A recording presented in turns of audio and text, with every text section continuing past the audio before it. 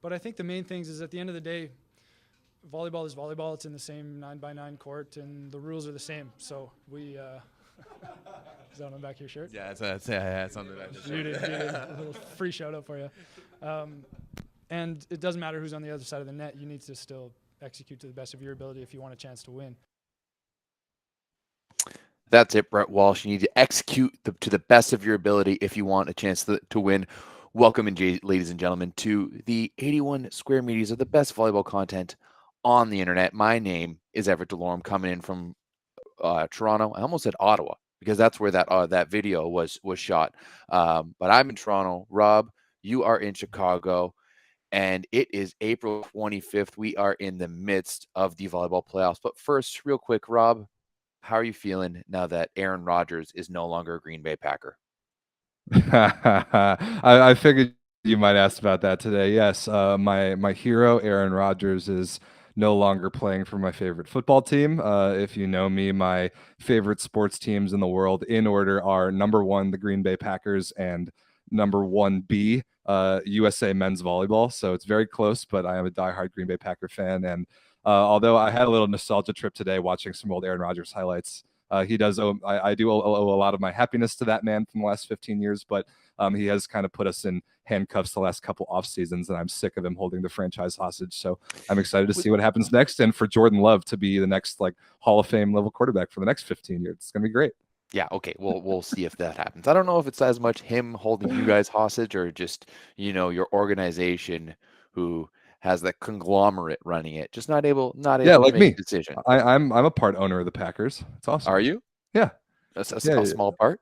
Yeah, you can buy, basically anybody can buy stock in the Packers, and you get one vote on things for every like share of stock that you own, but otherwise it's completely meaningless. It's just kind of cool.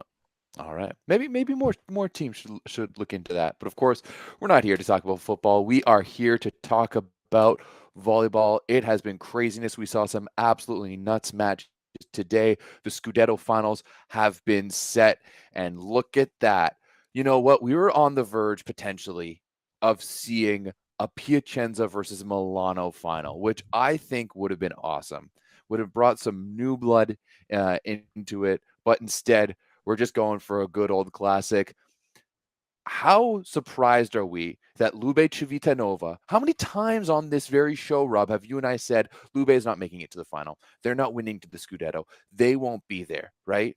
And I mean, to be honest, I do think I expected Trentino to be here. I've been saying this all year, but man, Trentino beats Piacenza today.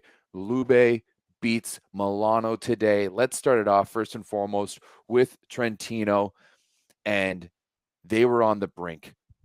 Piacenza, they went up 2-0 the series. Piacenza put them on the ropes. They had them in the chokehold. 2 straight 3-0 wins for Piacenza. And in that first set, man, it was all Piacenza. They were absolutely dominating. Piacenza scored 19 points from attacks alone. They were just absolutely killing it. But Trentino able to come back and force it. Let's just go back real quick to last Saturday. Piacenza just absolutely dominating. It looked like the comeback kids were going to be able to do it again, but at the end of the day, which I did predict. I did say on last week's show that Piacenza having gone down 0-2 in the quarterfinals to Modena, Trentino having choked away at the semifinal last year, up 2-0 against Lube, which we'll certainly talk about later. But I did say that Piacenza was going to win game 3, and they did. And then they basically had the carbon copy of the exact same match in game 4. Yeah, absolutely. I mean, you talked about it too, how they just needed to limit their serving errors a little bit more, up the aces, and that's exactly what they did, especially on Saturday. Yuri Romano went on 2 fantastic serving runs in the second and the third to really push them overboard, and they carried all the momentum coming into today's game. This looked like a team that was rolling. We've talked about how this team, when they get hot, they can be so good with the amount of talent and the amount of champions that they have on this team. You'd kind of expect them at that point to get it going, but it was a stark contrast from sets 1 to sets 2 to 4 in today's match. Totally. And I think that there kind of were points in both of these series. We'll certainly point out the one in the other series in a minute. But in this series, the turning point was somehow between sets 1 and 2 earlier today. After Piacenza won that first set, what was it? 25. It was pretty convincing. Yeah, 25-18. We're like, oh man, is Trentino going to do this again, a second year in a row, go up 2-0 in the semis and blow it? Are they falling apart? Is their home crowd going to burn the stadium to the ground? Like, what's going on here? But somehow Trentino completely righted the ship. And you said it before the show, Everett, and I agree that you can't say it much better than they played Trentino volleyball the rest of the way. 100%. That's exactly what they did. When you look how spread out the offense was, pretty much all of their players except for Lisniak were all in double digits. And Lisniak was sitting at 9. So you could just tell that they were just spreading that offense from coast to coast. They were using the middles, but ultimately, to me, especially in sets 2 to 4, once they actually woke up, their serving and their blocking just got much better. Their serve and block game was on point. They were working it well together, and they were putting Piacenza in bad positions all day long offensively, and you could really tell by how much both Lucarelli and Leal struggled. Totally. It was an absolute shift in the serve and pass battle. And I think there were kind of 2 shifts throughout this series. We said it on last week's show because Piacenza served the ball just so badly those first 2 matches. Then they were significantly better in matches 3 and 4, which they won. Their ace to error ratios were way better. And then that kind of flipped back in Trentino's favor after the first set earlier today. Piacenza's passing numbers really on the whole match, but especially sets 2 through 4, which they lost, not good at all. Especially, we got to put a little bit of blame. I know Leal was pretty bad and Lucarelli wasn't much better, but we got to put a little bit of blame on their libero. Leonardo Scamferla, 39% positive, 13% perfect only, and kind of allowing himself to be targeted as the libero is not a good look for Piacenza's reception unit. That's a guy that needs to be able to help a character like Leal not get served off the court, which he kind of did. That is really where it broke down for me. Wasn't so much serving, and Piacenza did make 24 errors, which is bad, but it was Piacenza's reception starting in set 2 and throughout the rest of the match that put them behind the 8 ball, and there was no way they were going to beat Trentino the way they were playing at that point. Yeah, and when your reception isn't good, it all came down to first touch. You talked about the reception, 24 service errors today for Piacenza, only 16 for Trentino, and they were just keeping the pressure on. They were keeping the ball in play. You could tell that they were just feeling it, and this is exactly like today showed Trentino's character. And I think that they, more so than any other team, actually probably Lube, and we'll talk about Lube for a second, but these are the 2 most storied programs, if you will, who are left up to this point. And you see 2 programs who have been there and will be there again, and 2 programs who want to be there in Perugia and Piacenza. We'll talk about Milano as well, but those are 2 programs who on paper should have been the 2 best teams in the Superlega this year, and they weren't, right? They're not making it to Scudetto, and it's all about how they execute in those tough moments and how they play against adversity. And today that was Trentino to the core, right? The fact that they were able to push back after getting demolished. I said it wasn't 19 kills for Piacenza, it was 14, but they earned 18 points themselves. And that's absolutely massive. That's a lot. Yeah, that's a lot. And you could tell that they were feeling it. And this Trentino team is just such a veteran team, which is surprising when you look at the youth on their team in guys like Lavia, Micheletto, and of course Bertoli. But they were able to just kind of calm things down, turn it back, go back to playing their style of volleyball, and just truly dominate throughout the rest of the match. What were the scores here? 20-17 and 19. Yeah, that's not even close. That's very, very, very convincing. And I mean, it's the theme that I've said the last month that we keep bringing up on the show, or at least I do, is how, at a very high level, how do you approach building a club volleyball team, and which of the methods that you can use to build a club volleyball team is going to have the most success? And again, the method of building a team that lasts for several years, that has an identity, that has consistency year over year, once again proves to have success. We talked about Perugia already plenty. We don't need to talk about them more. They're wasting away in the 5th place playoffs. But Trentino, this is the exact same team as last year. The only thing they changed was the libero, and he's actually Italian when last year's libero was not. So they have even a little bit more freedom. They did switch kind of Lavia and Kaziski their roles and their positioning, but their roster and their identity is exactly the same. Piacenza is still going after it the Perugia way. They're big spenders since their franchises come back into existence the last 5 years or so. They've got a big budget. They have not kept any roster consistency whatsoever. They've gone out and spent a lot of money in all the off seasons, brought in a bunch of studs, and it hasn't really come together the way a team like Trentino, or I think Zaksa is the perfect example in Poland. It hasn't come together like that. And I do have to give Piacenza a little bit of credit. And I was talking about this in the Discord earlier today. They went through a lot this year. They fired Bernardi, which anytime you fire a coach, it's going to be just a lot of kind of tumultuous days and weeks in an organization. But you and I both agreed at the time that was a good move, and I think it did prove to be that. They really struggled to find their identity for about half the season. Then they caught fire. They won the Coppa Italia. We talked about that. Like, were they going to be able to be consistent after that? The answer was no. But they did bring it back from with their backs against the wall against Moda in the quarterfinal. They had their backs against the wall against Trentino in the semifinal, and although they didn't quite get it done, they're going to get a chance to play for a third place series to play in Champions League next year. Honestly, all things considered, that's a pretty good year. That's a pretty good year for Piacenza. And I think as close as they were and as frustrating as it was to watch them play sometimes because of the pieces that they had, I think we got to give them a little bit of credit, especially changing coaches mid-year. This was a pretty successful year for Piacenza, all things considered.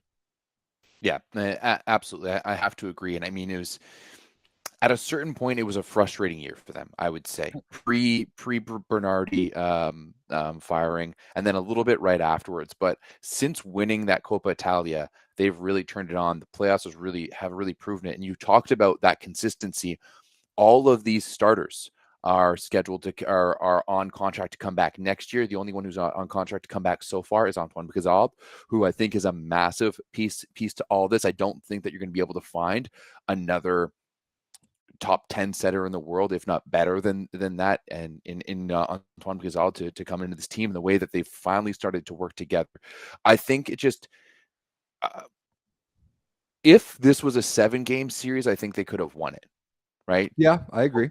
But it was just too much, having to come from behind in the last series against Modena, come from behind again. Honestly, I think they just ran out of gas, right? And they dug themselves holes that were just a little bit too deep at the beginning. And they weren't able to make those adjustments because I think this team, it wasn't necessarily tactical adjustments. It was all about their execution, and their execution today wasn't fantastic. But I really truly think that this match could have gone either way. I think full credit needs to go to Trentino here. And I mean, we talk about keeping their roster intact. Their roster is going to be completely intact. The only one who isn't on contract for next year is Lisniak. And it looks like he's going to be probably going to the Plus Liga. We're going to talk about that another time. So, you know what? I'm not surprised that Trentino kept their roster the same way that it is. And I think there's so many just knee-jerk reactions when you don't win anything. But for Trentino, last year was so many wins. You've got two of the best young players and two of the best young outsides in the world who are still growing and still evolving. You made it Champions League finals last year. You made it to the Scudetto semifinals last year and had a great series against Perugia. And now they're just improving and moving forward. So I absolutely love the fact that this Trentino team kept things the way they were because it's working out for them, right? And now they're in the finals, and with the way Lube has been playing, it's hard for me to call Trentino the favorite, but I've been billing Trentino to be in the finals since the beginning of the year, and I truly think that they are the favorite here. I think they are too, and it's going to be a fun final because it will be a rematch of last year's semi where Trentino went up 2-0 and then completely blew it. So I'm excited to see that. I am kind of happy for Trentino getting through to this point because while they have had growing amounts of success, they haven't been able to quite get over the hump and take home any real hardware other than I think last year's Super Cup they might have won with like the 3 outside hitter system. It was new, nobody knew how to stop it, but they've kind of been bridesmaids ever since that. Like with this core, 2 Champions League runners up, lost in the semis last year, didn't win the Coppa Italia either year. Like they were in a little bit of danger of just keeping that bridesmaid reputation going, and now they're going to have a chance. And I agree they'll be the favorites to win the Scudetto because they don't have to play Perugia. So this is a golden opportunity for Trentino's franchise to win a Scudetto for the first time in a long time. And 100%. I mean, as we look at the bracket again, how incredible has it been that of the 6 series that have been played so far, 5 of them have gone 5 games. That's unreal. That's amazing. It's been one of the best playoffs in my knowledge of watching volleyball. It's absolutely so much fantastic. Fun. But I really think that Trentino, they need to get the job done now, right? They need to go and win this final, or else I'm going to start calling them Katherine Heigl because of 27 dresses. Always the bridesmaid, never the bride. All right, Rob, let's move on to the other series here. And I want to bring you back to Saturday afternoon when Milano was up 2-0. They were one set away from qualifying for the finals, and they were up 6-3 at one point.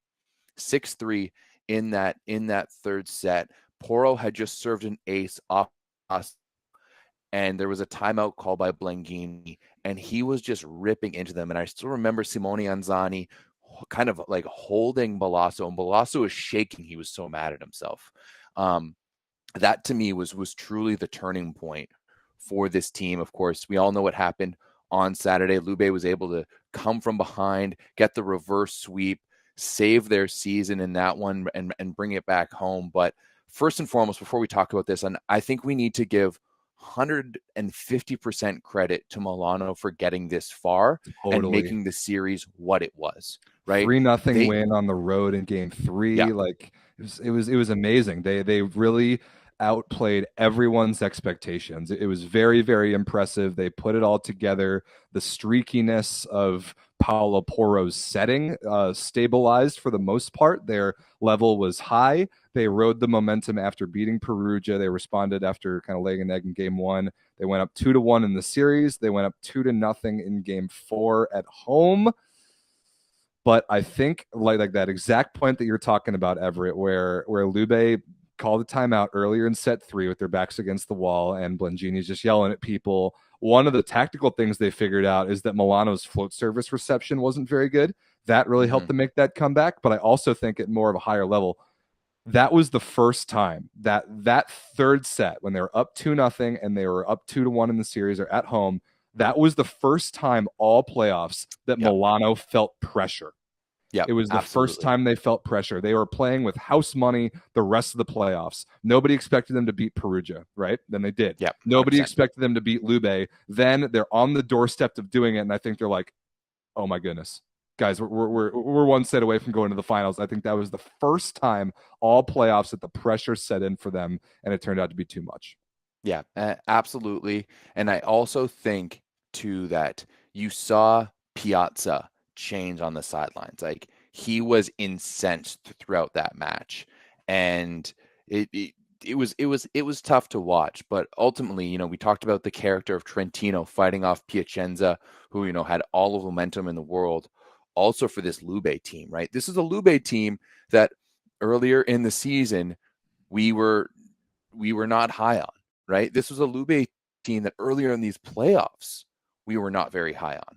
Right. And they were able to bring it back, that tactical adjustment of taking Nikolov out of the serve receive, putting in Zaitsev. You talked about the float serving. We saw Zaitsev float serving throughout the rest of the series. That was fascinating to watch. Yeah, which is crazy because whenever you think of Ivan Zaitsev, you immediately think of a big, powerful spin serve.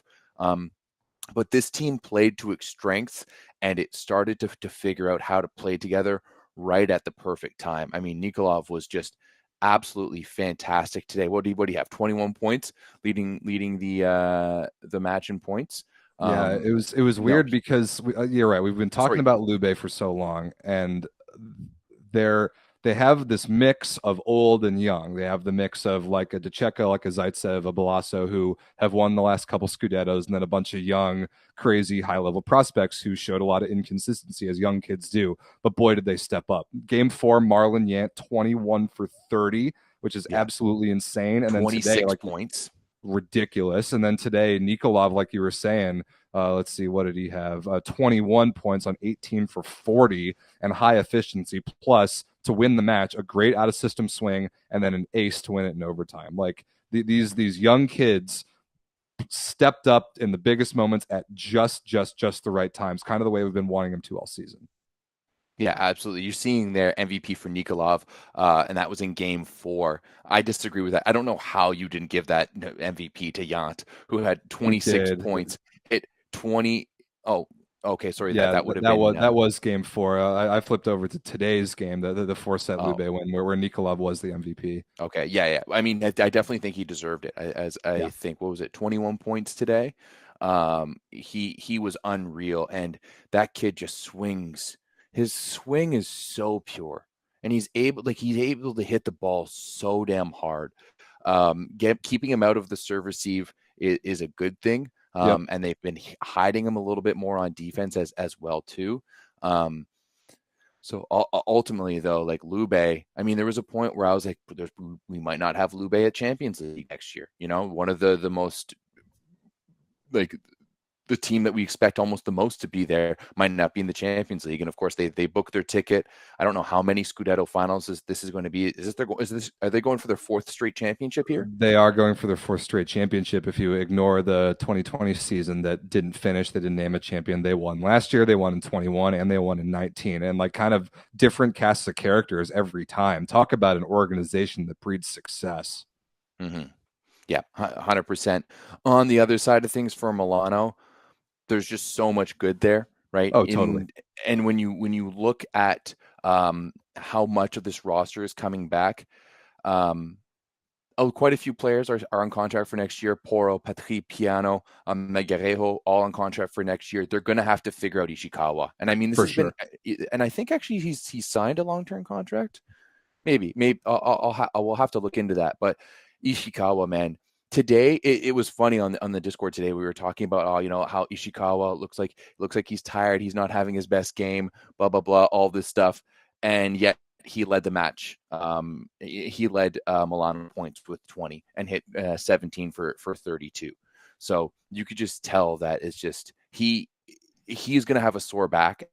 He has been carrying this team throughout these playoffs. He carried them big time. But the one thing that came back to bite them, we've been talking about it all year. We've said that there was going to be a hard ceiling on how well Paulo Poro, how consistently was he going to be able to play. And he was amazing in the Perugia series. He was really good the first half of this series. But today, Paulo Poro was not good. His location was not good. You can say anything you want about a setter. I thought Poro served, blocked, and defended great. I think he's good at all 3 of those things. But the most important thing in a setter is locating the ball. He could not do that today. Speed was all over the place. Distance from the net was all over the place. There were several balls that Ishikawa had to off-speed throw and got defended easily that he would normally take swings on those balls.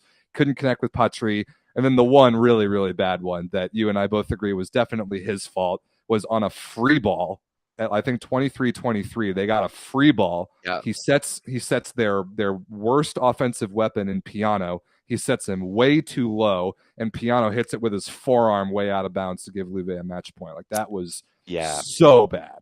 It was a tough one, and we got a question in the chat asking whose fault that is. Sure, Ishikawa's pass wasn't perfect, but to me, like Piano, you need to feel your middles, especially on that 51. He wasn't drifting away, and we saw Lozeric especially be really, really successful with that pop, right? Like almost hitting like a 41 where you come in and pop and over and you just create, left, and just create all of that space.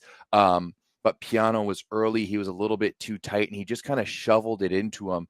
At that point, it's in transition. And Piano, he's fantastic offensively and has a better serve than people give him credit for, but he's not that much of an offensive middle. Yes, he can put up points, but he's not playing at the level of Cenignese or a Simone or a Lozer or a lot of other guys in this league. And it was just tough to see, because at that point you could kind of tell that play right there was that set and ultimately the match. But that's how close it came to going to a 5th set. And you know what? Anything can happen in a 5th set, right? So ultimately, so much credit for Milano in this one. They really put out. They came and played hard. 10 hard-fought matches in the playoffs, and to be honest, I thought they were just going to go 3 up, 3 down. Like I thought they were going to get 3 donged in that Perugia series. They proved the entire world wrong, and they fought tooth and nail. And they're going to have to do it again in the third place series, because how much a place in Champions League would mean. And ultimately, I also just taking a step back. So many of these volleyball teams like Lube and Modena and Perugia, they're all in smaller towns throughout Italy, right? Whereas Milano is in Milan, which is the cultural center of Italy. It is the biggest city in the country. It's one of the most relevant cities in Europe and also the world. So if they could have some relevance by playing Champions League games, that's why I kind of wanted them to even win this game and get to the final and just bring the sport to a larger audience. And I think that like big teams and teams in big metropolitan cities can do that. And that's one of the reasons why I was really hoping that Milano could do it. But if they could get there and have, I'm assuming Malonza will be able to finish top 3 and get a bid for the Champions League on the women's side. And if Milano could take down Piacenza, which is going to be a hard task, that's going to be, for the first time ever, I might actually watch the third place series, because I think that battle between Piacenza and Milano might actually be pretty interesting. I kind of hope Milano wins, just because I know that the Champions League in Milano will bring more eyes to the sport. Yeah, I think that third place series. This is true. Rome. I'm down. Yeah, Rome's the biggest city in Italy, but Milan is by far the biggest city with the Superlega team. I guess Roma has a women's club that got relegated last year. I think they're going to get promoted back to the top division next year. But Milan potentially hosting Champions League is a big deal. It's actually a big deal for both them or Piacenza economically, for their cities and for their clubs. Like if Piacenza can depend on at least 3 Champions League matches worth of home ticket sales and maybe win a couple playoff series, that can be a big economic boost for them too. And they already have a good amount of resources. But I agree that the third place series, this is the first time they'll actually play a third place series in Italy. It used to be just whoever finished highest in the regular season broke the tie for third. They play third place series in the other countries all the time, but I actually I am interested in this, and I'll be watching some of it. I think it starts Saturday, maybe. Let's see. Yeah, whatever the 29th is, I think that's Saturday. Yeah, that checks out if my counting is right. Yeah, and then the finals, by the way, starts on Monday. Trentino versus Lube game 1 is on Monday. Okay, fair enough. If we're going back to that Trentino versus Piacenza series, who's the MVP for you? Of the whole series? Yeah. I kind of want to give it to Riccardo Spertoli. Is that insane? I kind of want to give it to him, and here's why. Whenever I look at a Trentino stat sheet, it's always weird because they usually have one of their 3 wings that plays really well and one of their 3 wings that does not. And which guy that is for both the good performance and the not so good performance seems to rotate every time. The middles are consistent. Obviously, those 2 Serbians are terrific, but I think that Spertoli is. We've talked about how underrated he is and how he would start on most national teams in the world, but I think that his finger on the pulse of what that team needs and what that offense needs to be who they are. I think he's way more important to that team's identity than anybody really even realizes. And to navigate a team through a crazy back and forth series against a very streaky Piacenza team, I kind of like giving the MVP to the center. So good for Spertoli.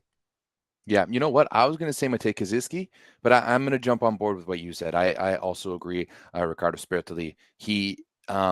It's funny because he was at Milano before coming to Trentino, took over for Gianelli, and we thought, oh well, this is going to be a big fall down. And to me, at what point is Spertoli going to be given a real shot with the Italian national team? I think it's such a shame that he was barely given any playing time. I don't think he started one match throughout the entirety of the summer last year. And just there's no better backup in the world, truly. Maybe Toniutti. He's so good. Maybe Toniutti, but even then, receive Toniutti to start matches over his all the time. And the fact that Di Giorgi doesn't go with Spertoli at all is crazy. Going back to the Lube versus Milano series, who's your MVP? I think kind of by the same logic, I'm going to give it to DeCecco because of honorary second place is Ivan Zaitsev. I thought both of those veteran guys were awesome, awesome, awesome this series. But again, with DeCecco having his finger on the pulse of what that offense needs with two young kids like Yant and Nikolov, figuring out how they're playing that day, what they need, and when takes a really masterful touch at the center position. And we've been critical of a guy like DeCecco and kind of all of Lube's team, like some of their older guys have a tendency to fall asleep every so often. We saw that in the regular season where Lube wouldn't look so good and they just didn't really feel like they were mentally engaged, but DeCecco's locked in and Zaitsev is too. And that sort of thing reminds me of last year when they won that Scudetto when nobody really picked him to do so, is because DeCecco got really locked in.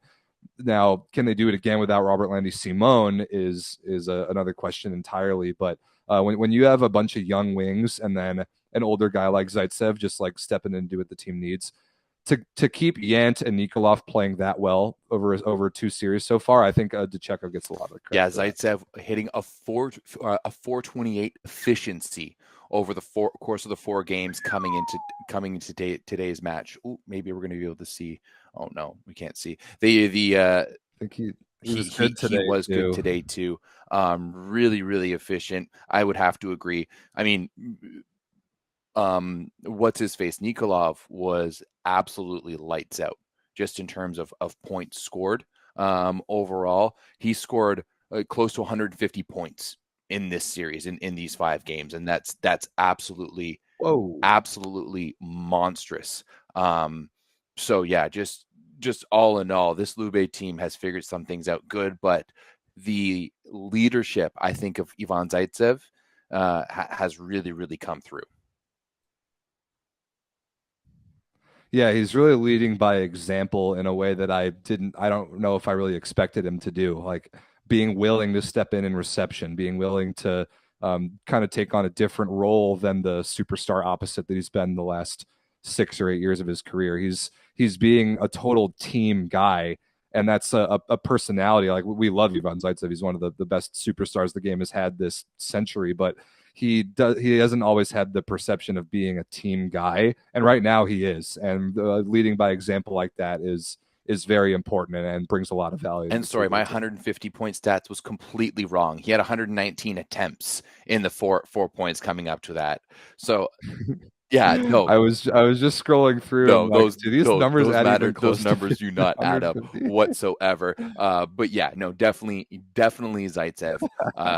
For me in this series, he was just so consistent throughout all these matches, and it's so much fun to watch. Now, looking forward to the final, Rob. It's just going to be a classic here. Trentino versus Lube, the 2 best clubs in Italy for sure, 2 of the best clubs in the world. One we expected to be here, the other one not so much. What's your early prediction for this? I'm going to go with Trentino 3-1. I think they might. So Trentino should, as the higher seed, I assume Trentino is going to host on Monday. I think that they might win the Scudetto on the road at Lube in Game 4. That would be pretty spicy. We will. I mean, we'll see. We'll have a match to talk about on next week's show. That'll give us a lot better of a taste for the series. But the position matchups are fun. The wing matchups are fun. You got like Nikolov, Yant, and Zaitsev against Kaziski, Micheletto, and Lavia. Kind of similar types. You have like converted outsides playing opposite. You have just superstar prospects at all 4 outside hitter positions. But I do give the edge to Trentino's consistency and experience. I do give the libero edge to Lube, Balasso over Lorenzano, especially in reception. Give the middle edge, probably to Trentino, but Chinese actually underrated, had a really good series against Milano here. And then setter, honestly, kind of a toss-up. Both Spertoli and DeCecco have been awesome. So tough one to call. I think it's gonna a big thing it's gonna come down to is we've known that Lube this year has had a tendency to make too many unforced errors. If they do that, they are in big trouble. They need to play clean volleyball. They need to make Trentino earn their points. They need to make Trentino earn their side outs. If they can do that, Lube's got a fighting chance. All right. They split their season series 1-1. Lube won in the beginning of the season. Trentino won later on in the season. So hey, it's all up for grabs here in the Scudetto finals. But I think, Rob, I think we've reached our limit here with men's volleyball. Remember to check out the third place match starting on Saturday, and of course the Scudetto finals starting off on Monday. And can we give a real quick Figured Out of the Week award to Volleyball World TV for not even posting the damn matches today? Like, oh my goodness, brutal, dude. How Bush League is this? How Bush League is this that when I turn on first, they have so many complaints about Volleyball World.tv. I don't even want to get to them. That's for another video altogether. But how Bush League is that when I turn it on for Game 5 of the Scudetto semifinals, we're not even talking the fact that they're both at the same time. You don't even want to offset them by an hour and a half, 2 hours, whatever it is, so that everyone can watch everything. No, instead, they're at the exact same time, and they're not even properly posted. When you go into the live matches, there's only one match there and some A2 damn match. What is going on? Let's figure this out. So bad. Like the multi-view function didn't work. The matches weren't showing up. Everyone in the Discord was like, where do I find these? You had to click 3 times to even get to the right spot to find the links to the most important matches of the year. And they were at the same time. It's ridiculous. By the way, I don't know if you got this, Everett, but I got an email maybe last week as a Volleyball World TV subscriber with like a survey to fill out a bunch of feedback. And I did. And I took plenty of time listing a lot of my complaints with that platform. And I encourage anyone else, if you got that survey, can you forward me that survey, please? I certainly can. I want to take it. Maybe we'll forward it to the Discord. Yeah, we'll put it in the Discord because we it also would be a great point and place to complain about how bad the commentary's been. My God, Clayton Lucas putting on a masterclass of cringe and speaking when he's not. Ishikawa at his Ishii best was the worst thing I've ever heard on a broadcast in my life. And it was. Sorry, I was just saying it was really too bad that we didn't have Heinen today, because I think that Heinen, as the addition as a color guy, the insight that he brings, his ability to understand Italian is actually really, really good. But he needs someone to properly direct him and guide him. I did appreciate that Heinen wasn't afraid to tell Clayton Lucas that he was wrong about everything, which was great. But the Australian guy that they had today with Clayton, his name was Liam something as the analyst. I actually liked him. I thought he did a really good job. Yeah, but then the other one, I mean, the Trentino series had Nick Halling and Matt Prosser, which was instant mute for both of those morons. So not good commentary across the board. I've complained about this a lot, but there is a survey where you can voice your opinions, and I'll put the link in the Discord. Yeah, absolutely. All right, let me find that right now. Yeah, I've got it. All right, Rob, let's move on to the women's Lega Volley Femminile playoffs, where the semifinals are now set.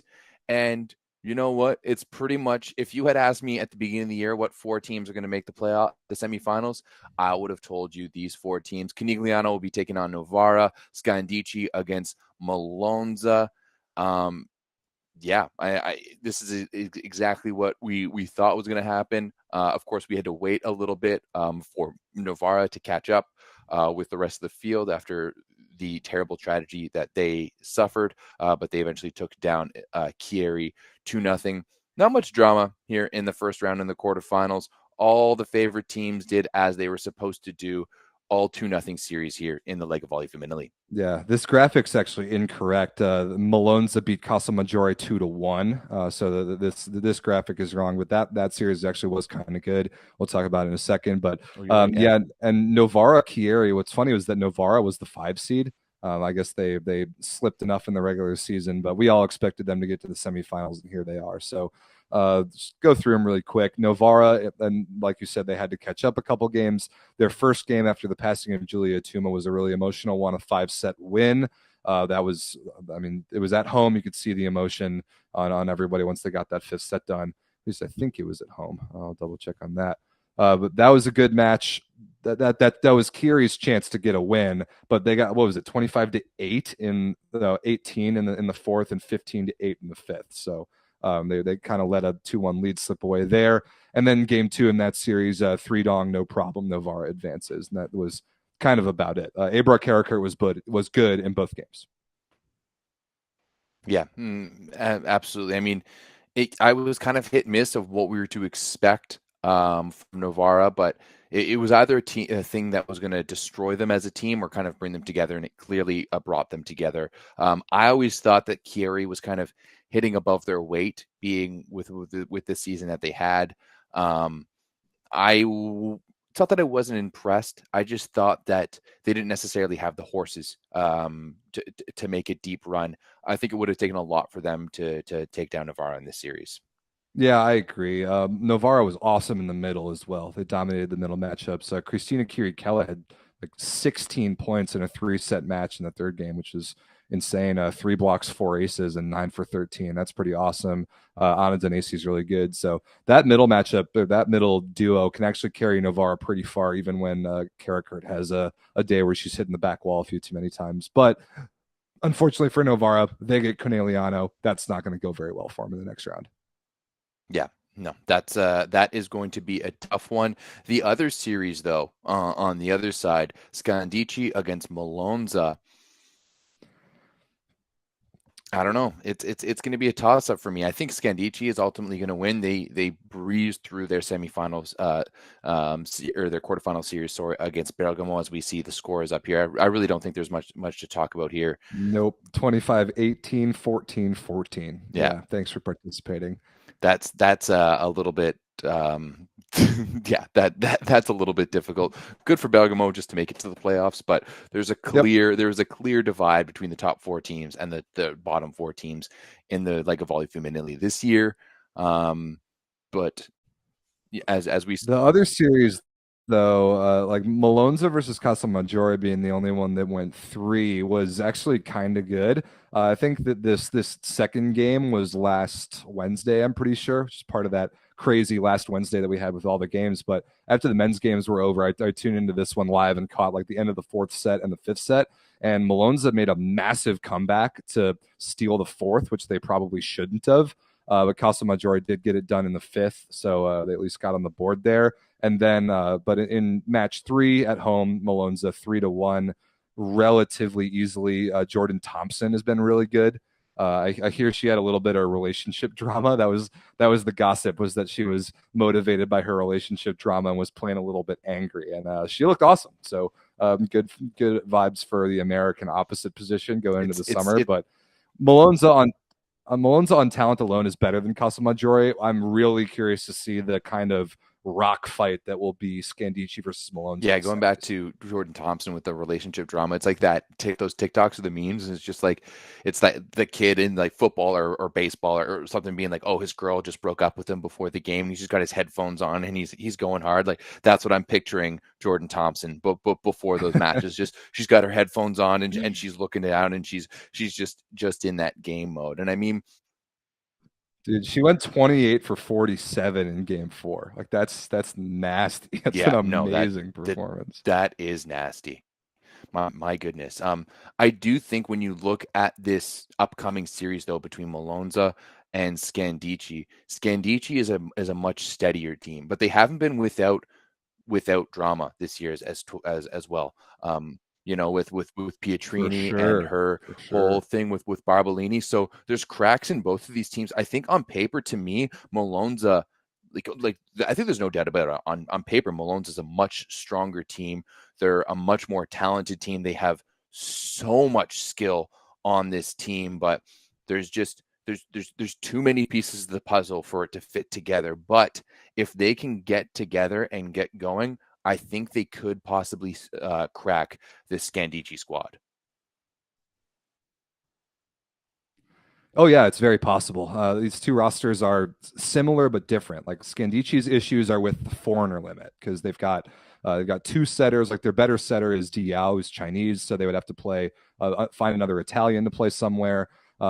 They've got 2 opposites. They've got 3 outside hitters. They've got Elena Pietrini played great in game 2 against Bergamo, by the way. But yeah, she's had a very weird year. So they're an interesting team. I don't really know what to expect from them game in, game out. And then we've talked about Malonza a ton. The namesake of the Figure It Out of the Week award for not being able to figure out what their lineup is going to be in a given day. So maybe as when this series is over, I need to like sit down and chart out the different lineups and all the changes that they were set to set. I think that might be quite the roller coaster. Should produce a pretty fun series. I honestly don't know how to pick it. These two teams can both be up and down. I wonder what their record is against one another this year. Let me see if I can look that up really quick. It'll take me a minute, but it's definitely the series I'm more excited to watch. So that one starts Thursday. Conegliano versus Novara starts tomorrow, Wednesday. Yeah. All right. Somebody needs to give me access to like a women's volumetrics account. Yeah, that'd be nice. women's volumetrics account. Scandici beat Malonza in 5 on February 26th. That was the last time they played. And then the time before that was probably much earlier in the year. Yeah, the time before that, Malonza won also in 5. So if that's any indicator, we've got ourselves a banger on our hands. Yeah, I think this one could be a banger. On the other side of the things, I think Conegliano, we have someone in the chat who said Novara plays Conegliano tough in the first set and then just crumbles after that. I know Berkai is in the chat saying that Conegliano looks weak.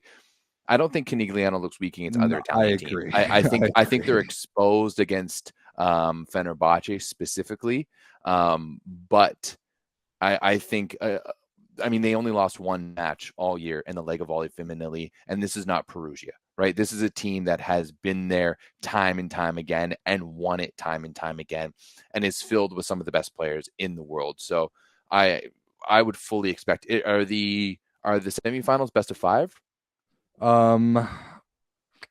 I don't think so. Right now, I only see 2 games in each series on the schedule, which probably means that they're best of 3. And that's at least how they were last year. The semis were best of 3. So if that didn't change, that's probably the same thing. So this time next week, we might have the final set if both series go 2-0 in one direction. All right. Well, I'm excited to it either way. When do those semifinals get underway? Tomorrow versus Novara is going to be tomorrow. Scandici versus Malonza on Thursday. And look at that. Lega Volley Femminile, maybe not run by boomers. They actually change it up a little bit. You can watch one game one day, another game another. Or you could put them like the Plusliga has been doing, put one like as an afternoon game, one as an evening game. It's crazy. Imagine if people actually wanted to watch both of the playoff games going on. Well, what a concept. Man, it would be fantastic. All right, Rob, speaking of the Plusliga, let's move on to what has been another fantastic playoff series. Zaxa up 2-0 on Resovia, winning those back-to-back matches over the weekend, and they are in prime position. That game 3 goes on tomorrow. They're in prime position to do another back-to-back. If they could potentially, like, we might have just straight up JW versus Zaxa for the next month or so here. Yeah, we very well might. So we can talk about Yashimsky in a minute, but like the better and more interesting series for sure has been Zaxa versus Resovia so far. Zaxa went on the road to Resovia both Saturday and Sunday, won both of those games. The first one was nuts. It was a reverse sweep. Resovia went up 2-0. The second set was 25-13, I think. 25-13. Like, that's absolutely insane. You don't see Zaxa getting destroyed in a set like that. But then Zaxa completely turned it around. They reverse swept Resovia on the road. I talked to Eric Shoji afterwards. I'm like, how did you guys just do that? He said, honestly, I have no idea. Then literally the next day in game 2, Zaxa did it again, beating Resovia on the road 3-1. And now, like you said, tomorrow will be match 3 in the next 2 games at home for Zaxa. So I'm totally with you. I completely expect them to go to the finals. Sure enough, the Resovia curse strikes again. It hasn't even been because Maciej Muzaj has been that bad. He's been moderately bad. He's been getting blocked a lot. He at least hasn't made that many unforced errors, but just not the timely, clutch, like experienced play from Resovia that Zaxa clearly has shown the last month or 2. No, absolutely not. And I think, you know what, it's at this point in this point of the season, where the pretenders have to figure it out if they're pretending or if they're here for real. Well said. And Resovia is, I love what they've done this season. Watching TJ DeFalco has been absolutely unreal, but they just don't have the roster to get it done, especially for me about how just average Jakub Kokonowski looks when he plays for this team. It's just tough. And Zaksa has just been so dominant. Once again, we talk about good programs and good clubs who can get it done year in, year out. Zaksa is quickly becoming the model, right? They quickly are, and right behind them is JW. Funny point in the chat. Resovia was up 2-0 in that first match, and nobody thought that they would win. That's really just people. It's right, because they just can't, Resovia can't shake that reputation of kind of being a pretender, even though they're the 1 seed in the Plusliga bracket. They had a great regular season, but the Polish Cup I thought was a really good indicator. The way that they got completely smoked by Jastrzębski in that semifinal of that tournament was very, very telling. And I do think that Resovia is a bit of a pretender, even as far as title contenders go. But I mean, when you play against this stat line, listen to this. We can play name that player, Everett. What player produced this stat line in game 2 of this series? 23 for 27 attacking, 1 error, 81% efficiency, 30 points total in 4 sets. What player produced that masterclass? Ooh. Who's our favorite Serbian guy there? What's no? That to me has to be Bartosz Bednors. Like, ding, ding, this ding. this man has been absolutely unreal since coming back to the team. I don't know if you're looking at the players who have come from China to join their teams late in the season, who's done it better, Melissa Vargas or Bartosz Bednors? To me, it has to be Bednors with everything, and he's been absolutely unreal. Also looking good in some of Shoji's TikToks as well too. So double points for that as well. But that number, 81% efficiency in the playoffs, 5 aces is and 2 blocks. Come on. This just makes things way more difficult for Gerbic and that Polish squad this summer, because who do you pick between? We don't even need to look at guys who are on the roster like last year, like Kwolek and Fornal, because between Leon, Semeniuk, Slivka, and Bednors. And I think Fornal deserves to be in the conversation, at least. That's going to be a crazy difficult roster to pick when it comes to VNL finals and Olympic qualifiers and Euro volley and all that stuff. Honestly, you might have to bring 5 and only take 3 middles. That's probably what I would do. Those guys are all so crazy good. We can talk about Leon and all that certainly later, but I think it's pretty safe to say that one of these next 2 matches, Zaksa at home either tomorrow or probably Thursday if it has to go to game 4. I know they're doing the home games back to back. I think by this time next week, the finals will be set. Zaksa will be in it, and their opponent will almost definitely be Jastrzębski. Now, this has been a surprisingly fun series against Zawiercie in the semifinal, and the reason why I say surprisingly is because Uros Kovacevic hasn't played at all, and that's just a massive asterisk. Zawiercie is not the same team without him. He's their primary scorer. He's by far their most important player on offense, and probably just in general. And although this score here, match 2, went to 5 in Zawiercie with Jastrzębski 1. Really good match. I watched the whole thing on Sunday. It was very, very fun, but without Kovacevic, Zawiercie is just not going to get there. And it's probably going to be, like you said, a whole month of Zaksa versus Jastrzębski. They're probably going to get a best of 5 series in the Plusliga final, and then they're going to get the Champions League final in about 3 or 4 weeks. It's going to be awesome. Yeah, I think so much credit has to go to Miguel Tavares, especially for Zawiercie, just finding ways to make things work. There's no way that Marcin Walensky needs to be leading your team with 20 points in the playoffs like he is right now, right? There's no reason for that, and I think this is why I'm just questioning a little bit on the JW side. Of course, JW second best scorer in the last game is your man Jan Fornal coming in off the bench. Or no, sorry, not Jan Fornal. Fornal was fantastic. He had 23 points, but your man Jan Hadrava with 52% efficiency, going 19 for 33 and 20 points. This is the thing that drives me crazy, is watching this game. I'm angry at both of these teams for subjecting me to having to watch Hadrava against Konarski.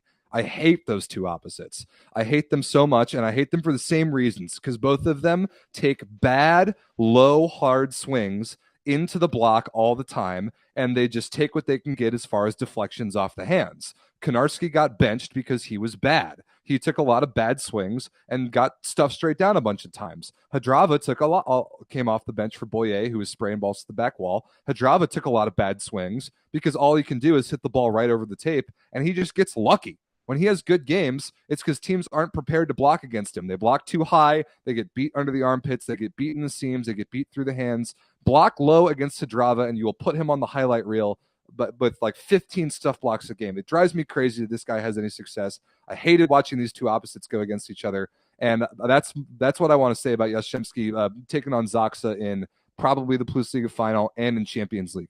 Stefan Boyer must start, and he must be good. Zaksa knows how to shut down Jan Hadrava. They destroyed him last year every time they played. Stefan Boyer must be good. He must stay on the court. He must be consistent for Jastrzębski to have any chance against Zaksa. I think they're going to get past Zawiercie, no problem. That match is tomorrow, but Jan Hadrava is not going to beat Zaksa. It's not going to happen. To me, it's not only Boyer, though. It's also Ben Toniutti, right? Because he got subbed off after two bad sets in this one, too, and they brought in Emi Tevraporti. But going back to their semifinal in the Champions League against Halkbank, there was the same thing there. When Halkbank started to make that run, they had to bring off Toniutti and bring in Tevraporti. So to me, there's yes, JSW has those players to kind of fill in the gaps, but ultimately, I don't know if they're that complete team and as indestructible as Zaksa at the moment, because they look shaky. And I mean, without Uros Kovacevic, there's no reason that they should be going to 5 against Zawiercie in this one. And they're able to make it work. Tevraporti, I think I rate him really highly. It's almost too it almost sucks, that he is on the bench for one of these teams. I'd love to see him running his own team. I know he's a little bit older now, but you know what? That's not going to fly. Like, you're not going to be able to bring in Tevraporti and Hadrava up against Zaksa and win it in 5. I do think that Toniutti and Boyer seem like that they're kind of a package deal at this point. And if Boyer comes off, Toniutti's probably going to come off as well, whether or not Toniutti's having a bad match. But obviously Toniutti's a blocking liability. We all know that. So Tevraporti a little bit bigger of a guy. But like you said, I completely agree. You will not beat Zaksa with Jan Hadrava and Emi Tevraporti on the floor. Not going to happen. And regardless, with no Kovacevic, you should not be going to 5 against Zawiercie. Even if it's on the road, Zawiercie's home crowd is awesome. Fantastic home crowd. So in all likelihood, Zawiercie is going to play against Restovia in the 3rd place series to see who goes to Champions League next year. Either way, I think it's going to be good. It's about time we saw Restovia back in Champions League. And it does sound like Zawiercie is going to make some nice moves this offseason to put together a Champions League caliber roster. So regardless, I think that's going to be good. But it's very much looking like yet another Jastrzębski versus Zaksa chapter in that rivalry. I think that Jastrzębski won the Super Cup this year, and Zaksa beat him in the finals of the Cup this year. So 2 big trophies on the line. Yeah, absolutely. But I mean, hey, I'm excited for it. I just don't know. Like, right now, I'm siding completely with Zaksa. Me too, 100%. There's no doubt about it. Let me see here. How have they played against each other? I think other than the Super Cup at the beginning of the year, I think Zaksa has probably beaten them 3 times this year, if I had to guess. Yeah, it looks like you're right. Yeah, you're correct. Yeah, J-Dub or Jastrzębski won the first one, and then after that, it's been all Zaksa since then. Yep. No, and I mean, Zaksa has been fantastic throughout they've won 1, 2, 3, 4, 5, 6, 7, 8, 9, 10, 11. They've won 11 of the last 12. Whoa. Yeah, it was probably that one loss to Warszawa in the quarters, right? The 5-setter. Yeah, they're hot. And really just ever since that Bednor's pickup, they've looked like the Champions League caliber Zaksa, and I'm excited to see them probably get that series done at home tomorrow. So that game, let's see, what time is that game? 11:30 a.m. Eastern tomorrow, Wednesday. So that's a little bit more of a North American friendly time. They were playing at like 7 in the morning my time over the weekend. It was tough to get up and watch those games. Yeah, that is a difficult one. And if you're looking to watch that game, come join us over on the Volleyball Source Discord. We'll make sure you have all of the links there to tune in. All right, that's absolutely right. Join the Discord. That is a no-brainer. Another no-brainer is to go to thatvolleyball.store and pick up one of those sweatshirts that Everett's wearing over there. It's nice and cozy, man. The weather in Toronto has just been frustrating. It teased us a little while ago with we had like a 30-degree day, which is getting up into the 80s for your freedom units over there. Units. But yeah, it was beautiful. And now it's just been cold and rainy ever since. I'm waiting for summertime. But in the meantime, go pick up a nice little sweatshirt from thatvolleyball.store. Use 15% off with the code SPICY for your entire order. Such a good logo. We want to see you guys rocking it this summer. Hit up thatvolleyball.store. Just kind of a standing discount code for viewers of the 9x9. Use the code SPICY. And now, Everett, it is time for our favorite segment. It's time for Where's Daddy? Oh, I love this segment so much. So it's time to remind everybody that somewhere hidden in this episode is Daddy Stankovic. You all know about my undying love for Daddy Stankovic. So he is hidden somewhere in this episode. Maybe he's already shown up. Maybe he will show up kind of in the second half of the show here. But on last week's show, I hid Daddy Stankovic in the Bundesliga bracket over the Gießen logo there on the bottom right. I did see Everett make a face as I put this graphic up last week. So I think that Everett saw it right away. And remember, when you find Daddy Stankovic, you have to put in the comments, not the live chat, but the comments after the video. You have to put in a timestamp of where he is, and you get a shout out on the next week's show. So last week, I think we had 2 winners that both commented it right away. Arlo McLean and Kiro Neri both found Daddy Stankovic in the bottom right of the Bundesliga bracket here. So well done, you guys. And now race is on for this week. So find Daddy Stankovic. I did hide him a little bit better this time. I tried to make it a little bit less obvious. So if he's come up so far, I haven't seen him. Okay. Well, maybe he's come up so far. Maybe he still has yet to show up in the rest of the show. But find Daddy Stankovic, comment the timestamp of where he is after the stream is over, and you'll get a shout out on next week's show. Great, can't wait. This is one of my favorite things. I would love for Stankovic to find out that we're doing this, just because, like, how funny would that be? You know, how funny would that be with someone who explaining to him the concept that we're just hiding a picture of him in the show.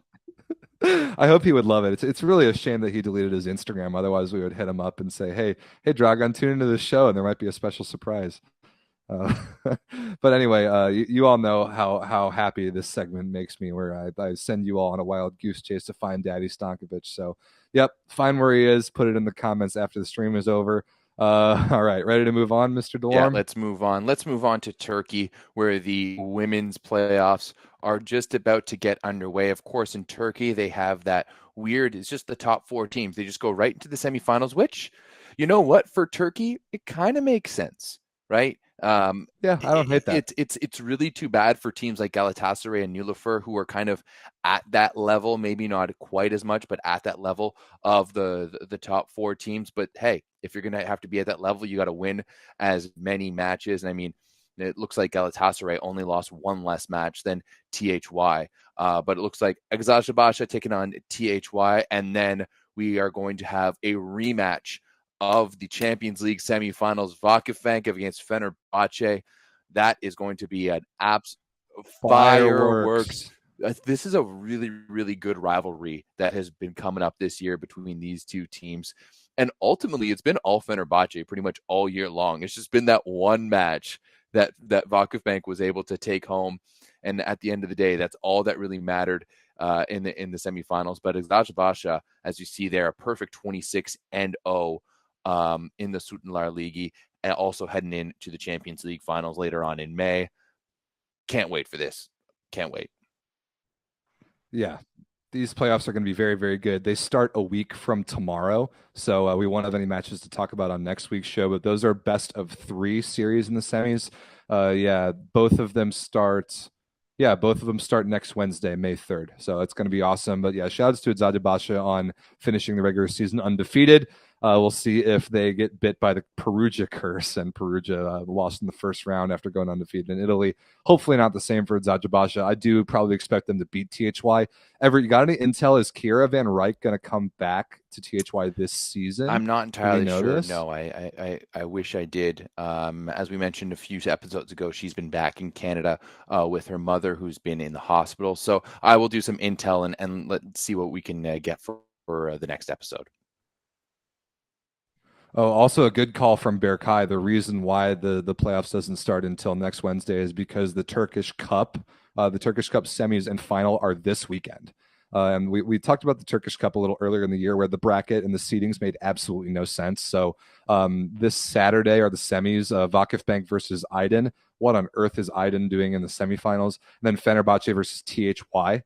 So I think we expect probably Vakif versus Fenerbahce in the finals on Sunday. And that'll be a really nice appetizer for the series that they're going to play starting next week. So, yeah, Turkish Cup this weekend. Thanks, Berkay, for bringing that up. Yeah, absolutely. Looking over to the men's side of things, where they've already played their Turkish Cup and they are in the semifinals. Halkbank, the number one team in Turkey, just rolling through Arkas Izmir in the first match. Namir dropping 21 points in this one. Subasi, the best scorer for Arkas with 15. Of course, Nick Hogue dropping 13 as well for Arkas.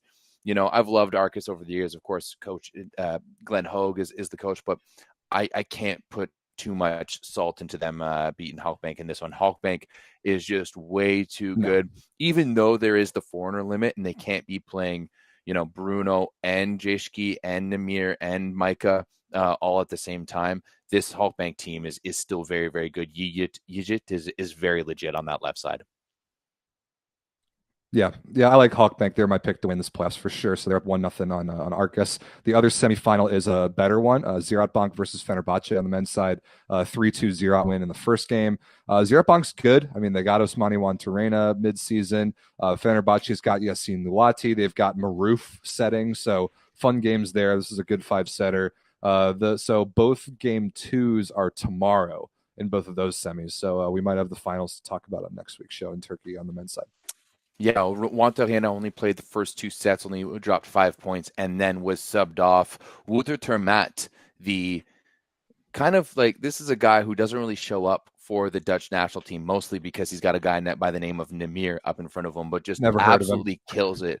Absolutely kills on the club stage. He dropped 25 points in this one to lead his team. Martin Antanasov added another 12. And then looking on the Fenerbahce side, 25 for a man by the name of Gurbuz Khan, who I've absolutely never heard of, but he went 22 for 43. He did make 8 errors though, so that's not great. I wonder if that's the lefty they have on the right side. I saw the end of the Turkish Cup final where Halkbank stomped Fenerbahce, and Fenerbahce had this lefty on the right side that I'd never seen before. Maybe it's him. It could be. Does he line up across from Maruf? It's probably him. Where is Maruf on this? No, yeah, he does. He does line up across from Maruf, so it looks like he's the he's the opposite. He's the guy who they have ahead of Nikola Melnianats, our man Aquaman, playing down for Fenerbahce. Luetti, he was all right in this one. Only scored 10 points, 8 for 23 attacking. I mean, I think Ziraatbank is going to be to come through in this one. I'm expecting a Ziraatbank versus Halkbank final. That'd be fun. Yeah, crosstown rivalry there. I don't know how we didn't bring this back. I didn't bring this up earlier, but with speaking of Osmani Wantarena, Marlon Yant of Lube has earned himself a new nickname, and that is Osmarlon Yantarena. That's it. He's the new Lube superstar, Cuban turned potentially Italian Lube outside. That's it. Osmarlon Yantarena. Okay. We'll see how we'll see how long this lasts. I'm gonna beat it into the ground whether y'all like it or not. All right, let's move on. Let's move on to the Bundesliga. And Everett, stop me if you've heard this one before, but Berlin and Friedrichshafen are playing for the final again. I'm so annoyed. I was so hoping for just something different this year, but these teams have literally every title that I can see right now in the Bundesliga's history since 2008 has been won either by Friedrichshafen or Berlin. Once again, they'll play for the final. We knew that Berlin was going to beat Düren. That was no problem. But unfortunately, our favorite team from Lüneburg fell just short. Colton Cowell's injury was a big factor. And I think the other big factor was the uncertainty at opposite. Xander played a little bit. We talked about them moving Lucas Massa to the middle. They had this lefty, Jan Buma, who I didn't think was very good. I would disagree. Cowell, I think Boma was pretty good. He did get blocked quite a few times in this one. I thought it was too erratic. I called him in the Discord like a smaller and less physical Maciej Muzaj. Like he's just a little too erratic for me. He made some bad errors late in games, but it was a bummer for Lüneburg to kind of run out of gas. I was really hoping for them to go to the final, play Champions League next year. It will be interesting to see if who's going to get that third place spot. I think because there's no like third place series, and Düren did get to play Champions League this year. But technically Lüneburg did finish ahead of this in the standings than Düren. So if that's what they go, we could see Lüneburg next year in the Champions League, which would be very, very interesting because we've already heard some rumors about the roster, about different players going everywhere. And, from what I know, like Lüneburg's budget is teeny tiny, like they do not have the biggest budget. They thrive off of fantastic coaching from Stefan Hubner, and then bringing in young players, especially from North America. That's why we love to call them the Burger Boys here, to kind of compete in that way. They came even closer than they have in previous years. But it's, I'm expecting the majority of this team with how they've been playing to go elsewhere next year. We have in the chat, Ewert needs to be on the national team over Kessel. I fully agree. 100%. We've been saying it for at least a year and a half. I couldn't agree more. Yeah, Jordan Ewert has really come up to play time and time again. And if it wasn't for him, I mean, Lüneburg wouldn't have even got there. So, yeah, and Berkay, I don't disagree with this. I don't disagree that maybe the wild card shouldn't go to Germany. But Rob, who would you give it to? If we're going to jump real quickly into Champions League, who would you give that third wild card to? Would you give it to Turkey because Halkbank was the team that went the furthest this year? Well, we kind of need 3 wild cards because normally there's 3 Russian teams in, and if they're not going to be in, that's where the wild cards are kind of coming from. So they got this year it was a 3rd German team, I think a 2nd Belgian team, and maybe a 3rd Turkish team. I honestly don't remember. There needs to be 3 Turkish teams if there aren't already. So I think that's a no-brainer. There's already 3 Polish teams, already 3 Italian teams. There definitely can be 3 German teams. I think like Berlin, Friedrichshafen, and maybe Lüneburg can be competitive in Champions League next year. And then as for the 3rd one, man, I don't know. Maybe a 3rd, like an additional French team. I think that might make sense. Yeah, not bad. Not bad at all. I would love to see just like a little playoff between all of those teams, Yeah, just cool. Add all of those teams into that what is it, like the 3rd round or whatever they do, make them play off, or just all of those extra teams, throw them in a little pool, make them beat each other up. Maybe we can host it in North America or something. I know that would never work, but a man can dream, right? Man can dream. Speaking of the French league, I almost wanted to give the LNV the Figure It Out Award of the week when I dug into it and I learned how bad their playoff format actually is. So I was excited to talk about the semifinals until I realized, listen to this. Listen how stupid this is. The quarterfinals in the LNV, which we talked about last week, those were best of 5, right? So we know the semis. It's Tours versus Tourcoing and then Nantes versus Chaumont. So the quarters are best of 5. Why on earth, then, would you make the semis best of 3? Why would you play less matches in the semis than the quarters? And then even worse, why would you then make the finals a home and away Champions League style, like 2-match thing where you have got like potential for a golden set, but you can win the league in like 2 sets in the second match and having to play a meaningless game when you've already won the league title? Why would you play 3 different rounds of the playoffs in 3 completely different formats? That's the stupidest thing I've ever heard. If anything, I don't like. I heard someone talk about this, kind of doing this in North America, where you'd go from a 7-game series down to a 5, down to a 3, and down to a 1. If anything, if that's the way they're going to do it, I just like the finals to be 1 game.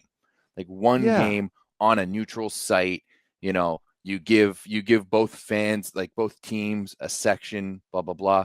I mean, probably the same reason you decided to use a graphic from previewing the quarterfinals instead of using a one from recent, but because they haven't made one. They have not made an updated bracket since the quarterfinals are over. Another one of the dumbest things that you can do. Like, make I mean, updated brackets. Why there's is that? one on the front page No of the leagues. website.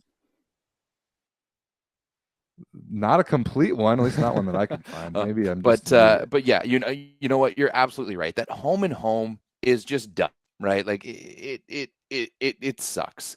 I really like it for the Champions League, but even then, like in the Champions League final, it's a 1-game final, right? And that's what it is. I don't know why they would do it this way. You're just giving the benefit, to whoever that team is, and that's just an anticlimactic like way to finish the series. Like if a team if Tools goes up, wins the first one 3-0 or 3-1, and then they go up 2-0, do they just end it there?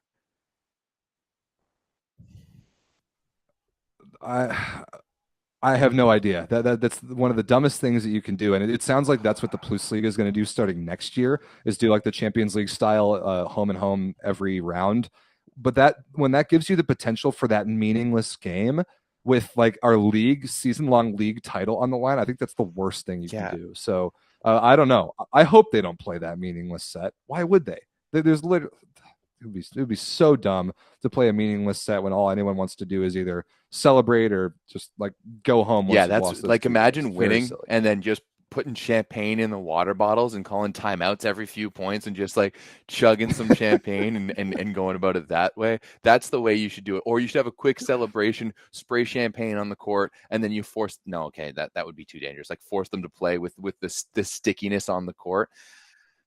Hey, okay, that's more like what we're talking about. If we want to legislate a little bit of adult beverages into the rules, I'm all for that. I've got some formats in mind as well. Yeah, if anyone it's just silly. I don't know why. It's just more opportunities. Like if we had proper TV deals, there's no way this would be happening, right? Like no way whatsoever. But looking real quick at the semifinals, game 1 has been played. Nantes took down Chaumont 3-0, and then Tools going the distance with Tourcoing. That was a 5-setter, and ended up winning. Like this one was back and forth. Tourcoing almost pulled off the reverse sweep too after Tools went up 2-0. Polonsky led the way for Tools with 20 points. Daryl Boltor, with 17 for Tourcoing, 12 for, and 17 from middle and only 3 cents. He came off the bench in the only second. 3 sets too. 12 for Riley Barnes as well. Actually, big shout out to Beandog in the Discord, our Finnish friend. He broke down all of the outsides in the French league, and it actually looked like Riley Barnes was the highest rated outside in the French league this year, which is pretty awesome for a guy who not too long ago was quit and playing men's volleyball back in Edmonton. It's like, random men's leagues back in North America. Yeah, cool story. I like meeting Riley over the summer. Yeah, I like that Tourcoing team. They've got the giant lefty Reynon from Brazil. I've got Moritz Reichert on the left. Bultor and Van Berkel is a good is a really good middle duo. Like that team's cool. So maybe they can knock off Tours. I think that game 2 is tomorrow. Yeah, Mm-hmm. So Tourcoing back against the wall tomorrow. Same with Chaumont, who's got some Americans. I'm rooting for them. They're down 1-0 to Nantes right now. Hopefully they can force a game 3. Yeah, 10 points for Pat Gassman in game number 1. He went 7 for 10 with a block and a couple of aces. And then Mike Marshman coming off the bench too with 7 points. He went 7 for 8 for Chaumont. So at that rate, I'd almost expect him to start in that next match. Yeah, Marsh is the man. He's going to come back stateside this year and win another championship with Team LBC. I can already tell. Okay. I mean, if you say so. If you do want to go watch the LNV, it is free. All you need to do is sign up online. So that's always a great option. And in general, they also have baseline broadcasts, which is a bonus too. Love a good baseline broadcast. Yeah. All right, Rob, let's move on from Europe bring it back home here to North America for the NCAA tournament. We saw all the conference championships go down this past weekend. And you know what? There wasn't really any upsets. The only one, we saw Charleston lose in the first round. That was sad a little bit. I thought they had a fantastic season, but ultimately UCLA taking the number 1 seed, Hawaii taking the 2 after winning the Big West Conference, Penn State winning the EVA, Ohio State winning the MEVA, Long Beach and GCU getting the at-large bids. Break it down for us. What should we expect? The championship is next weekend, correct? Right. Yeah. The first game is, I think the play-in game is Sunday. Yeah, that looks right. So this is, by the way, the worst Terrible. bracket in all of sports. Terrible. It is the stupidest bracket, the stupidest format. It is so bad. Fortunately, I'm pretty sure that it's changing for next year. I think next year they're going to get 8 teams or maybe even 12, but at least 8 because the NEC is going to start getting an auto bid. So thank God we don't have to deal with the 7-team trash anymore. It's just it's a bad look for an already kind of embarrassing NCAA sport, and that's not the sport's fault. It's the fault of many others, but don't need to get into that right now. Anyway, yeah, the play-in game, that like 6 versus 7 game, Ohio State versus the King, this school in Tennessee that won the Conference Carolinas. Winner plays Penn State, then the winner of that plays Hawaii. That bracket is really stupid. Kind of the only drama here was who's going to get the at-larges. If you remember last year, there were a bunch of upsets in the conference tournaments, like UCLA lost, Penn State lost. There weren't enough at-larges for the teams that probably should have been there, so Penn State missed the tournament entirely last year. This year, that didn't happen. Hawaii won their conference, Penn State won their conference, UCLA won their conference. Long Beach, although they did get upset, like they got pretty cleanly 3-donged by UC Irvine in the Big West semis.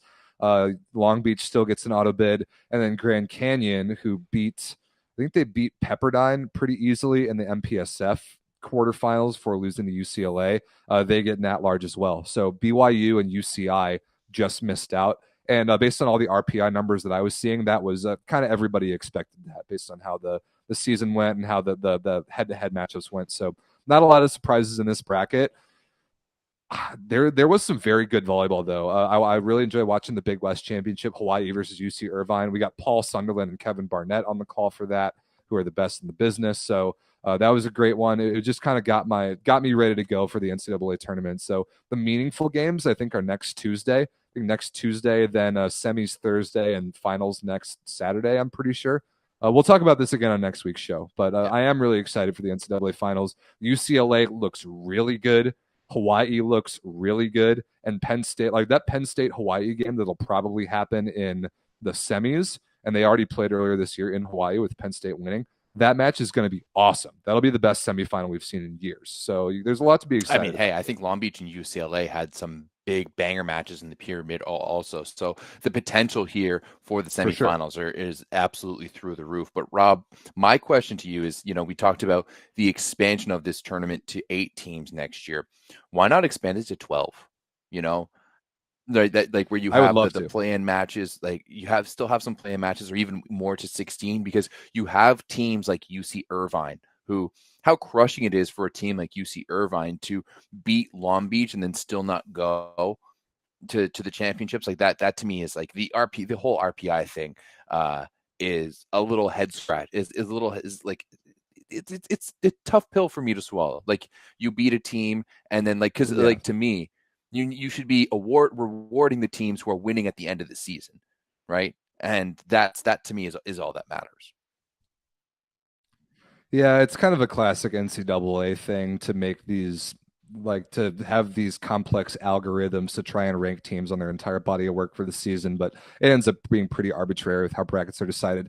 Anyway, I hate this tournament format. It's awful. I'm not sad to see it go for next year. Gonna have to deal with it for one more year. Just like swim through those first couple really stupid games. Long Beach versus Grand Canyon, I think it'll be a pretty good game. Those teams are both good. Whoever plays UCLA in the second round or in the semis will put up a good fight. But like I said, Hawaii versus Penn State semifinal, that will be fireworks for sure. And then whoever ends up going to the championship match. UCLA getting the 1 seed is a big deal because their semifinal matchup will be much easier than Hawaii's. And I could really see it's possible that after all these years, John Sparoff finally takes his alma mater and wins the title. It's possible. UCLA is really, really good. With Andrew Rowan coming in at setter, like after Partain quit the team, he has been phenomenal. Their outsides are amazing. Their opposite is this Israeli kid named Ido David, who's really good. Merrick McHenry in the middle might be the best in the country. Like UCLA is very, very good. And whoever they play in both the semis and the final, I think they've got a great chance. All right, fair enough. I think that first match between Ohio and King is just kind of a burnt. But anything after that, OSU against Penn State, classic. LBSU against GCU. Ohio State beat Penn State earlier this year, by the way. As soon as Penn State got the number 1 ranking in the country, Ohio State promptly beat them in 5 and knocked them off that spot, and they haven't gotten back there ever since. So revenge game there. Do we know where we're going to be able to watch this? That's my big question. Because all the games up until the final, so all of the games, including the semifinals, are on the NCAA's website for free, which is great. But I don't know about geo-blocking. I do not know about that yet. You might have to VPN the United States, but they are on NCAA.com for free. Then the championship match will have Sunderland and Barnett. It'll be on one of the ESPN networks. That's like a week from Saturday, so we still got plenty of time to talk about that. But that'll be a little bit trickier to watch if you're not in the States. But otherwise, NCAA.com will stream the rest of the games for free. But I assume the commentary is going to be terrible. It usually is. Ooh, well, yeah, maybe we'll see. I know it probably will be. It will probably be whoever the GCU guys are. Or not GCU, George Mason. Sorry. Yeah, I talked to Barnett because he's going with Sunderland to do the finals. I asked him if he knew who was doing the previous games. He's like, "Wait a minute, it's not you. I assumed you were doing it." I'm like, well, nobody asked me, so I'm assuming I'm going to be annoyed with whoever it is. We'll see. As you usually are. Yeah, nothing that annoys Rob more than mediocre commentators. Bad commentary. Well, speaking of bad commentary, there is more volleyball at the NCAA level, and that is NCAA Division III. I watched a couple of these first round games. First of all, Division III is just like a lower NCAA level for smaller schools. It's similar to the NCAA in Canada. If people north of the border are unfamiliar, it's extremely East Coast dominated in the U.S. There are very, very there's a pocket of teams like around where I live in Chicago, including North Central, who's going to the Final Four, which is cool. But there's literally one team on the West Coast. It's UC Santa Cruz, like very East Coast dominated division. California kind of has their own thing with the junior colleges, but anyway, Division III, their tournament is a 16 team bracket, which makes a lot more sense. They're down to the Final Four. They've got this team Vassar from upstate New York is playing North Central. North Central's from my area in Chicago. And then Stevens from New Jersey is playing Messiah from Pennsylvania. So that's the Final Four. That's Friday and Saturday at this one school in Maryland called Stevenson. These are always good games. Carthage from Wisconsin has won the last 2 Division III championships, and all of these teams will output some like European level pros. They output some really good players. There is good volleyball played at the Division III level. So I always like to give them a shout out and give them my viewership, like similar to the CCAA in Canada. These are good players that play fun volleyball. And I think they deserve a little spotlight. So yeah, that's probably streaming free on NCAA.com as well, if I had to guess. I'd love to see a nice little tournament, just like we had the Can-Am for the university team for the Division I versus U Sports. Let's do Division III versus CCAA. That would be sweet. I think that would be bangers because I know that like Ottawa U, for example, and they're a club team. They went down to the East Coast Club Championships earlier this year at Syracuse and stuff like that, and played another one. Oh, that's sweet. Washington. So, I love that. I hope they do that more. Yeah. So it would just be great. I think we need to create more of a mesh between our university and college programs out here because you know how difficult it is. Especially for men's volleyball. I think we might even do a better job at supporting it than you guys do. I think you actually do. It's how embarrassing, like this stupid bracket. Like, what are we doing? What is this horrible 7-team bracket garbage? The format's just so bad. It's difficult to like be an American men's volleyball fan and like say, hey, everybody, we really want you to watch the NCAA men's volleyball tournament. It's really good. You'll really like it. And then this is the stupid format that we're trying to sell to people. It's really embarrassing. So I hope it goes away for next year like we're expecting. But I do mean that. We do really want people to watch these games as much as possible. It does make a difference if the matches are good and if the viewership numbers blow up. So we'll talk about it again next week because there's only one game between now and next week's show. But that tournament is good. It'll be good volleyball. You should watch it. All right. Ronnie wants us to talk about VNL next week. What's the chances that we talk about VNL next week? Unlikely, because we're going to be talking about championship series and all the European playoffs. I mean, there are people bothering us in the Discord. Why aren't you talking about transfers for next year yet? It's because there's still club volleyball. There's nothing that Rob hates more than talking about transfers mid-season. I hate it. No other sport does that. No other sport even it's illegal. It's tampering in other sports to talk about trades or transfers mid-season. Why are we doing it in volleyball? I can't stand it. I agree. It is the absolute worst. I remember there was one year back when Gavin Schmidt was playing for Canada, like he was going to Brazil and his Brazilian team announced it. So I reported it. He was like, "Hey man, like I don't know what you've heard, but like you can't be like talking about things that you haven't heard yet." And I was like, "Bro, like your team announced it on the website." And he's like, "Well, now my team is mad at me because here they are, like they already know I'm not coming back." And it's so weird. So Ronnie, if you want to talk about some VNL stuff, I want to wait at least until some rosters start coming. Yeah, like that. Yeah. And that's when that's when we'll start doing some nice little previews. If you guys haven't checked it out yet, go check out the tier list that I did. It was a fantastic video. Oh, great. Our favorite alter ego Ace Bollywood is in the chat. just ignore him. I don't want to get in trouble. Wonder who that could possibly be. Yeah, I wonder. But go check out. I did a nice little tier list, trying to be more of a YouTuber. Let me know. Do you agree? Do you disagree? I'm already getting some heat because they think I put Turkey too low. But hey, like Turkey needs to win something. You put Turkey in the A tier. That was generous and I think accurate. Very, very good video. Really well done. I appreciate that. So I think I'm gonna do another one for the VNL. You know, we can rank the 16 teams from the VNL, both one for the men, one for the women, and we'll rank them in the classic Ronnie Cuban Spike tier list. I love just handing out cookies. Thanks for participating. It's awesome. How funny would it be if we went to if we go to events and we give the losing team cookies? We're walking through the media area after matches. We're just sitting there with a box of cookies. Maybe we can get a cookie sponsorship for that too. That would be amazing. Give the whole Cuban national team cookies. Thanks for participating. You're not winning any hardware at VNL, Ronnie. Get out of here. Gracias por participar. And that's our VNL talk for the week. Is Cuba's not winning any hardware. We'll talk about VNL after club season is over because that's how you're supposed to report on sports. Ozzy, I have no idea what you want here. You want us to make an AI video?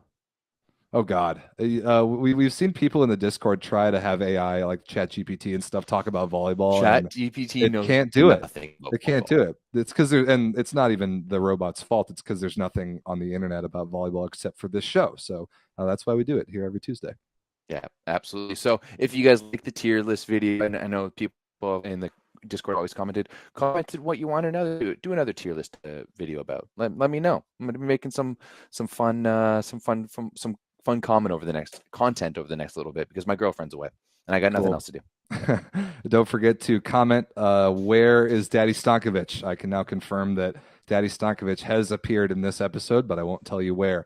Find the timestamp. Where's Daddy? Post him in the comments after the show and you'll get a shout out next week. All right. Thank you very much, guys.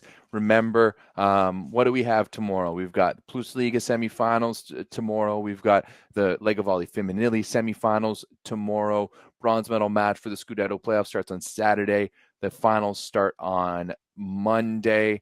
And, of course, next Sunday, the NCAA tournament starts. Is that everything? Yep. Pretty much. All right. Cool. Peace. We will see you then.